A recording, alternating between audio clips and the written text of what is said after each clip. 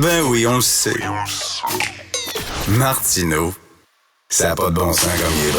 Vous écoutez Martineau. Cube Radio.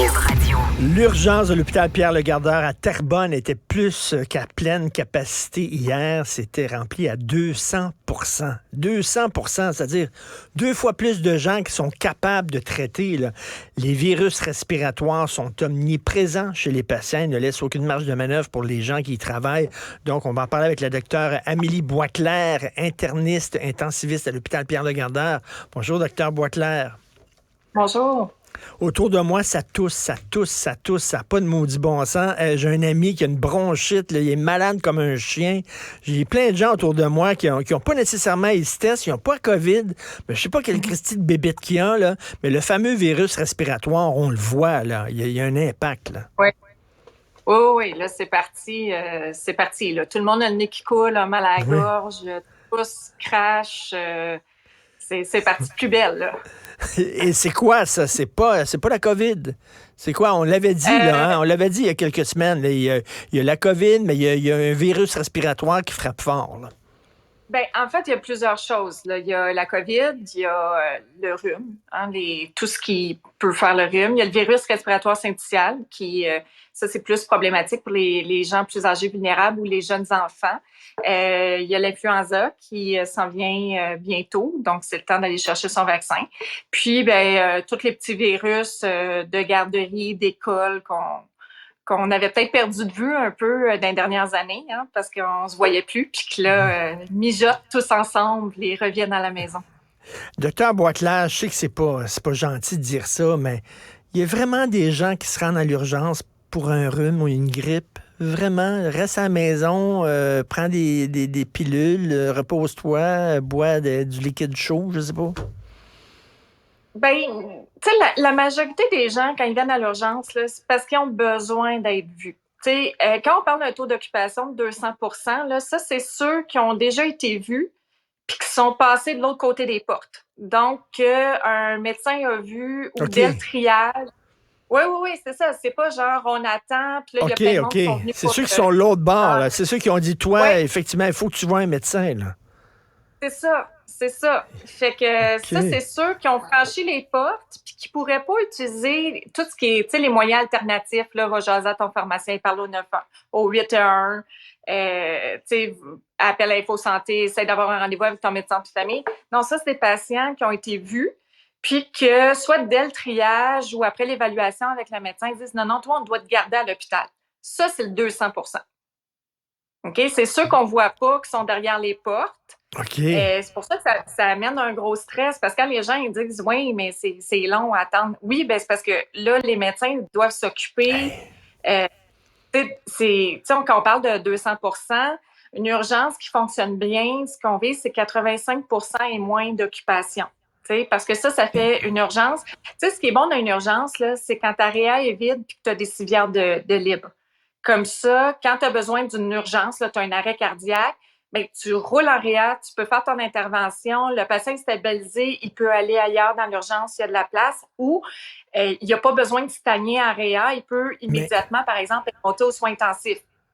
Mais là, tous ceux là, qui n'ont pas d'affaires à l'urgence, ils ont été filtrés. Là. Ils ont dit non, retournez chez vous. Là, mais ceux qui ont d'affaires à l'urgence, ils ont passé à la porte 200 Fait que là, votre job, vous, là vous courez à gauche et à droite, vous ne pouvez pas faire votre job dans les meilleures conditions. Là. Bien, c'est sûr que mes collègues urgentaux courent partout. Les infirmières à l'urgence, ils ont beaucoup de stress, hein, parce qu'on s'entend, là, ça fait justement, on sait quand les places sont limitées, fait que quand quelqu'un rentre à l'urgence et doit être hospitalisé, c'est parce que c'est l'option, là. Il n'y a pas d'autres moyens de ressources alternatives. C'est sûr que l'inquiétude est tout le temps de se dire, est-ce qu'il y en a un qu'on va échapper? Est-ce qu'il y en a un pour qui les délais de suivi ou de prise en charge vont avoir un impact sur sa condition? C'est sûr qu'il y a quelqu'un qui est en train de se détériorer, plus vite tu l'attrapes, plus tu as des chances de renverser la raison pourquoi il est rentré à l'hôpital. Puis plus tu es tard dans le processus, là, c'est sûr que c'est plus difficile. Mais là, il n'y a pas 75 solutions.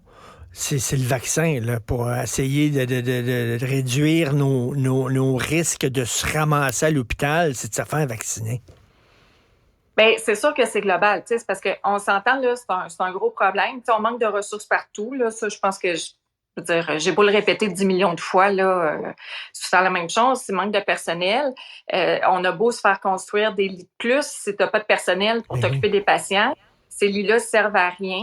On a besoin aussi de plus de ressources à l'extérieur. Tu sais, quand tu sors un patient de l'hôpital, ben, il y a besoin de services à domicile la plupart du temps. Il y a besoin d'être reconditionné. Les aidants naturels ont besoin d'aide. Fait que c'est sûr que là, en attendant qu'on essaye d'avoir plus de personnel, que la profession soit plus attrayante, qu'on ait une capacité de rétention, ben, en attendant, il faut essayer d'agir de l'autre côté du spectre, c'est-à-dire de faire de la prévention. Fait que, tu sais, on s'entend, c'est sûr que des trucs comme pas fumer, fait du sport, mange bien, ça, c'est toujours important, mais la mobilité active, tout ça, ben, mais ça va avoir des impacts dans une couple d'années. Tu sais. En attendant. Puis si tu vas voir, si tu vas au théâtre, puis tu soupes, peut-être c'est une bonne idée de porter le masque. Si tu prends l'avion, peut-être c'est une bonne idée de porter le masque. On revient de ça. Parce que là, le système, à 200%, là, Dr. Boisclair, on s'entend que le système tient avec de la broche, là, pour reprendre les mots de la toune des Cowboys fringants, là. Il tient avec de la broche puis du duct tape, là. Fait que là, s'il y a plus de gens qui se ramassent à l'hôpital, puis avec la pénurie de main-d'œuvre, puis ça va craquer de partout, là. Bien, ça fait longtemps qu'on le dit. Là. Tu sais, au début, la COVID, c'était le nombre de patients. Après, il y avait moins de patients, mais on disait oui, mais on n'a plus de personnel. Tu sais, fait qu'on ne pouvait pas comparer une vague après l'autre. Là, c'est l'ensemble de l'œuvre, si on veut. Puis oui, ça tient avec la broche. Puis je dis souvent que le duct tape, ben, c'est les soignants. Ben oui. Je veux dire, il faut que le duct tape tienne. Ben oui, mais là, 200%, là, vous allez péter aux frettes. Là, il y a plein, on l'a vu, là, l'étude de l'Institut économique de Montréal qui vient de sortir. Il y a plein d'infirmières qui sortent, qui foutent le camp après quelques années seulement parce qu'ils sont crevés. Fait que là, écoutez, là, si vraiment, s'ils commencent à nous lâcher, si les employés du système de la santé commencent à nous lâcher, puis en plus, si d'un coup, là, on a un retour de la COVID comme c'était fort au début, je sais pas ce qui va se passer. Oui.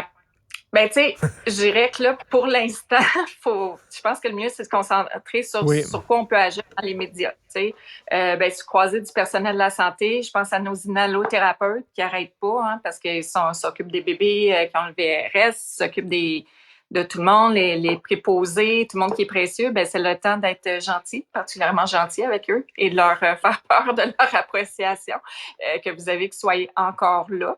Hein?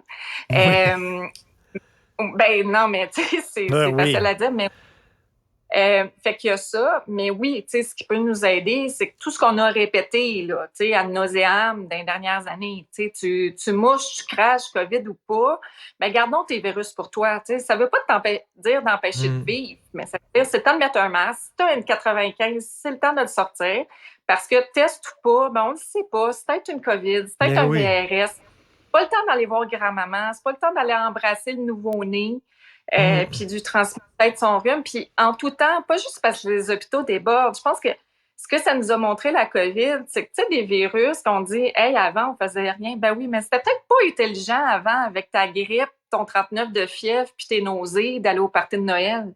Mais oui. Tu sais, je veux dire, tu sais, qu'on y repense, là, je veux dire, c'est pas que c'était mieux avant, c'était peut-être un peu niaiseux. Mais oui, puis quand vous voyez du monde, les bisous, ça joue, puis donner la main à tout le monde, puis tout ça, là, faites attention. Moi, je suis revenu au coude, je suis revenu au bon vieux coude. J'ai l'air de niaiseux de donner le coude, mais qu'est-ce que tu veux que je te dise? Je commencerai pas à serrer des mains et à donner des bisous, là.